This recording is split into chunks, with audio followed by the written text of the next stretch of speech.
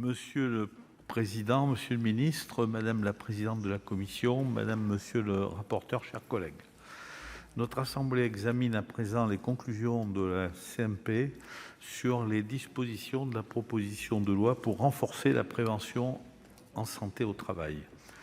Le groupe Les Indépendants se félicite de l'accord de la CMP. Cette proposition de loi s'appuie sur plus de 2 ans de négociations avec les partenaires sociaux, aboutissant à un accord signé le 10 décembre dernier.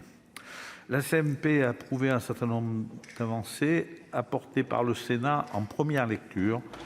Et donc, je félicite madame et monsieur le rapporteur pour leur travail permettant d'améliorer le texte. Je soutiens les mesures adoptées visant à adapter les actions de prévention aux entreprises de moins de 50 salariés, ainsi que le dépôt du document unique d'évaluation de prévention des risques professionnels sur un portail numérique pour garantir sa conservation. Je suis favorable à la valorisation du rôle du médecin du travail à travers l'expérimentation d'une extension de leur pouvoir de prescription dans les limites des missions de prévention. Dans le cadre de la crise sanitaire, les médecins du travail ont déjà la possibilité de prescrire des arrêts de travail. Le texte étend cette possibilité à la prescription des soins ou des examens nécessaires à la prévention de l'altération de l'état de santé des salariés. Autre avancée importante retenue par la CMP, les salariés intérimaires pourront bénéficier d'actions de prévention collective. Près de 3 millions de salariés verront ainsi leur accès à la santé renforcé.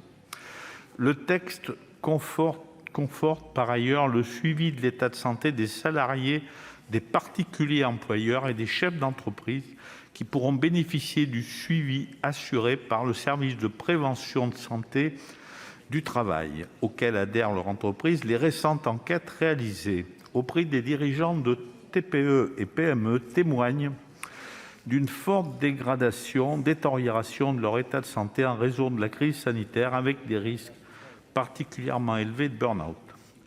La proposition de loi améliore la coordination entre la médecine du travail et la médecine de ville et favorise la délégation de compétences aux infirmiers en pratique avancée sous la responsabilité du médecin.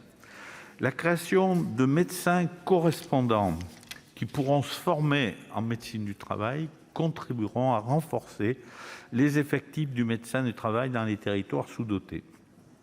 Dans ces territoires, la tendance à la désertification médicale risque de s'aggraver dans les années à venir avec le non-renouvellement des départs en retraite. Près de 60% de médecins du travail ont plus de 55 ans actuellement. Il est donc essentiel d'organiser une plus grande fluidité des parcours entre la médecine de ville et la médecine du travail et de valoriser cette profession. Ce texte propose des avancées.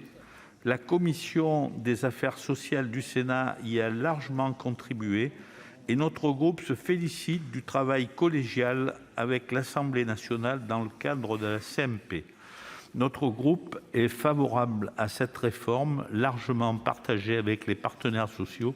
Nous voterons donc en faveur des conclusions de la CMP. Merci. Merci, chers collègues.